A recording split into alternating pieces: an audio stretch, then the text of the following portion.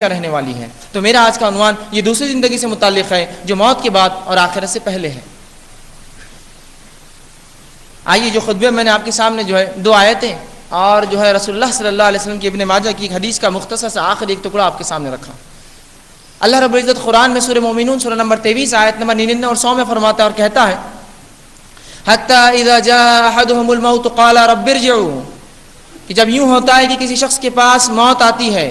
فرشتے آ جاتے ہیں اور اس کے جانے کا وقت، اس دنیا سے گزرنے کا وقت آ جاتا ہے، رب ارجعوا، جب اسے پلٹنا ہوتا ہے اللہ رب العزت کے فرشتے آتے ہیں اور اسے جو ہے لے جانے کے لیے تیار ہوتے ہیں، تو وہ کہتا ہے موت قال رب ارجعوا، اے میرے رب مجھے مہلت دی جائے۔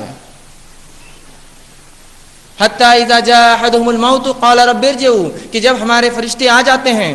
اور ایک انسان کی جان نکالتے ہیں تو وہ التجا اور گزارش کرتا ہے قال رب ارجعوا، اے اللہ مجھے لوٹنے دیا جائے۔ کیوں لوٹنے دیا جائے؟ سنیے اس کی گزارش، لعلی اعمال صالحا فیما ترکت، تاکہ وہ نیک اعمال جو میں دنیا میں چھوڑ رکھا تھا وہ کر لوں۔ کتاب اللہ کی کتاب نے اس کی وضاحت کر دی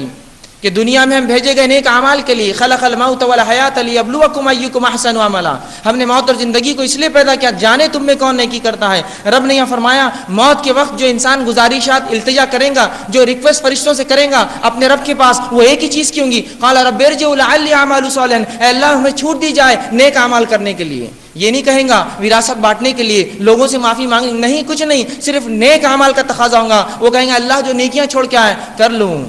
رب کے پاس سے جواب آئیں گا کلا، ہرگز نہیں، انہو کلمۃ ہوا قائلها، یہ تو تیری ایک بات تھی جس کا تو عادی تھا، قائل تھا۔ زبردست اللہ رب العزت نے انسانی فطرت کا خاکہ کھینچا۔ نماز پڑھو، کل سے دیکھیں گے، قائل ہے اس لفظ کا، موقع دیا جائے کل سے دیکھیں گے، اگلا جمعہ، اگلا رمضان، اگلا مہینہ، اگلی بار، اگلی موت کے ڈر سے، ایک موت ہوئی تو تھوڑے دن وہ مومن بن جاتا ہے، دین پر چلتا ہے، پھر دوسری موت کا انتظار کرتا ہے، کوئی اور مرے تو میں دیندار بن جاؤں۔ تو یہ اس کی فطرت ہے۔ اللہ نے کلا انہو کلمۃ ہوا قائلها، یہ تو تیری ایک بات ہے جس کا تو دنیا میں عادی تھا، چھوٹ دی جائے، مہلت دی جائے، کل سے اچھا بن جاؤں گا پرسوں سے۔ انہو کلمۃ ہوا قائلها ومن ورائہم برزخ الی یوم یبعثون، اور تمہارے اور اس دنیا کے بیچ میں ایک آڑ ہے، ایک برزخ ہے، ایک آڑ ہے، الی یوم یبعثون، دوبارہ اٹھائے جانے تک۔ کوئی شخص واپس نہیں آ سکتا، ایک بار چلا گیا،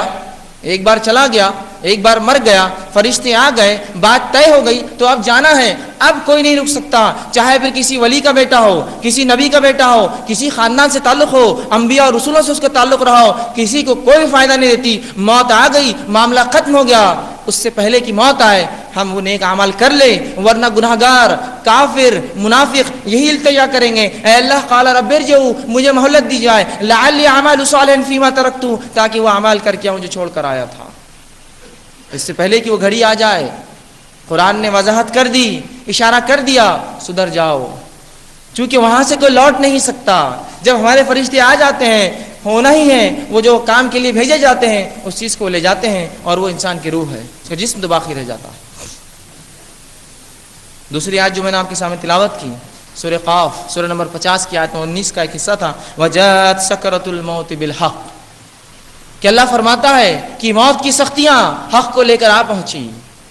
موت کی سختیاں، موت کی تکلیفیں حق کو لے کر آ پہنچی۔ عالم ملائکہ دیکھ لیا، ملک الموت دکھ رہے ہیں، دیگر فرشتے دکھ رہے ہیں، اچھا تھا، نیکوکار تھا تو اچھی سے شکل صورت کے فرشتے ہیں، برا تھا، بدکار تھا تو گندی اور گھٹیا شکل کے اور بدبودار فرشتے اس کو لینے آئے ہیں۔ تو عالم میں وہ چیز جو اس سے چھپی تھی کھل چکی ہے اس کے سامنے، اور وہ ہے غائب آ چکا ہے اس کے سامنے، اس نے فرشتوں کو دیکھ لیا۔ تو اللہ رب العزت فرماتا ہے کہ سکرات، موت کی تکلیفیں حق کو لے کر آ پہنچی۔ اب کوئی بھی شخص ہو، چاہے کتنا ہی کٹر جو ہے اسلام کے خلاف یا کافر رہا ہو، اب وہ بھی تیار ہے اسلام کے لیے، وہ بھی تیار ہے بات ماننے کے لیے، وہ بھی التجا کر رہا ہے، قال رب ارجعوا، اے اللہ مجھے مہلت دی جائے۔ مہلت نہیں دی جائیں گی، ایک ہی چانس ہے، یاد رکھیے، زندگی ایک زندگی ہے، اسی میں سب کچھ کر کے بتانا ہے، دوسری بار جو ہے واپس آنے کا موقع نہیں دیا جائے گا۔ دنیا کے امتحانات میں فیل ہونے کے باوجود ہم پھر امتحانات دے سکتے ہیں، یہ امتحان صرف ایک بار دیا گیا، یہ زندگی ایک بار دی گئی، ایک بار ختم ہو جائیں گی، معاملہ ختم ہوا، اب اس کے بعد کوئی لوٹنا نہیں۔ آگے ایک حدیث میں نے آپ کے سامنے تلاوت کی، ابن ماجہ کی روایت ہے، صحابی رسول فرماتے اللہ کے رسول صلی اللہ علیہ وسلم ہمارے ساتھ کسی کے انتقال میں تشریف فرماتے چلے تھے، آپ صلی اللہ علیہ وسلم خبر کے بازو بیٹھے تھے، اور خبر کو دیکھ رہے تھے، اور رسول اللہ صلی اللہ علیہ وسلم کی دونوں آنکھوں سے زار و خطار آنسو جاری تھے، حتیٰ کہ داڑھی سے نکل کر نیچے کی مٹی گیلی ہو گئی۔ رسول اللہ صلی اللہ علیہ وسلم کی آنکھوں سے جو ہے آنسو جاری تھے، حتیٰ کہ نیچے کی مٹی گیلی ہو گئی، اور رسول اللہ صلی اللہ علیہ وسلم نے ہمارے طرف اشارہ کیا۔ ہم نے اللہ کے رسول کی طرف دیکھا اور آپ نے فرمایا، یا اخوانی، اے میرے بھائیو، لمثل ھذا فاعدوا، اس جیسی چیز کے لیے تیاری کر لو۔ رسول اللہ صلی اللہ علیہ وسلم نے وضاحت کر دی، ہولناکیہ بتا دی، وہ خوف کا منظر بتا دیا کہ اے لوگو، اے میرے بھائیوں، اس چیز کی پہلے سے تیاری کرو، لمثل ھذا فاعدوا، اس میں جانے سے پہلے اس کی تیاری کر لو۔ رسول اللہ صلی اللہ علیہ وسلم کی ایک روایت بہرحال ہمارے لیے زبردست دلیل ہے کہ یہ قبر، یہ موت، اس کے بعد کے مراحل بہت سنگین چیز ہے، جس کو ہم نے بڑا آسان سمجھ لیا، جس کو ہم نے کھلواڑ اور کھیل سمجھ لیا، اور دنیا کی رنگینیوں میں جو ہم ڈوب گئے، غرق ہو گئے کہ ہم نے شریعت اور دین اور اسلام اور اس کے رسول، اس کی سنت، ان کی اتباع، ان سب کو بالائے طاق رکھ کر دنیا کو سب کچھ سمجھ بیٹھے اور سمجھتے ہیں یہاں ہمیشہ زندہ رہیں گے اور یہی ہمارے لیے جنت اور ابدی زندگی ہے۔ جبکہ رسول اللہ نے وضاحت کر دی، اس جیسی چیز سے ڈرو، اس جیسی چیز سے ڈرو، لمثل ھذا فاعدوا، کہ اللہ کے رسول فرما رہے، اے میرے بھائیوں، اس جیسی تگا کے لیے تیاری کر لو، اس کے لیے تیاری کر لو پہلے۔ اور رسول اللہ صلی اللہ علیہ وسلم نے ایسے شخص کو عقل مند کہا جو موت سے پہلے اس کی تیاری کر لے۔ رسول اللہ صلی اللہ علیہ وسلم نے ایسے شخص کو عقل مند کہا جو موت سے پہلے موت کی تیاری کر لے۔ زبردست بات کہی، ورنہ وہاں التجا کریں گا، قال رب ارجعوا، موقع نہیں دیا جائے گا۔ تو عقل مند تو واقع میں وہی رہا جس نے موت سے پہلے اس شریعت کو تھام لیا اور اس کی اتباع میں لگ گیا۔ ورنہ موت اور قبر یہ بہت سخت چیز ہے۔ ہمیں جو چیز دکھتی ہے بہرحال صرف ایک گڑھا ہے جو ہم عموماً دیکھتے ہیں، لیکن آج یہ حال ہے، اس کو دیکھ کر بھی ہمارے دلوں میں وہ خوف نہ رہا، وہ خوف نہ رہا جو ہونا چاہیے تھا اس قبر کو دیکھ کر، بلکہ قبرستانوں میں لوگوں کو ہنستے، مذاق کرتے اور چھچورے چالے کرتے ہوئے دیکھا جاتا ہے۔ کیا اس جگہ پر جا کر جس کو رسول اللہ نے عبرت کا مقام بتایا ہے اور پہلے منع کیا تھا، بعد میں اجازت دی اور کہا میں نے تمہیں قبروں کی زیارت سے منع کیا تھا، آج حکم دیتا ہوں اس لیے کہ تم اس سے جو ہے عبرت حاصل کرو۔ یہ ایک مقام تھا عبرت کا، لیکن اس عبرت کے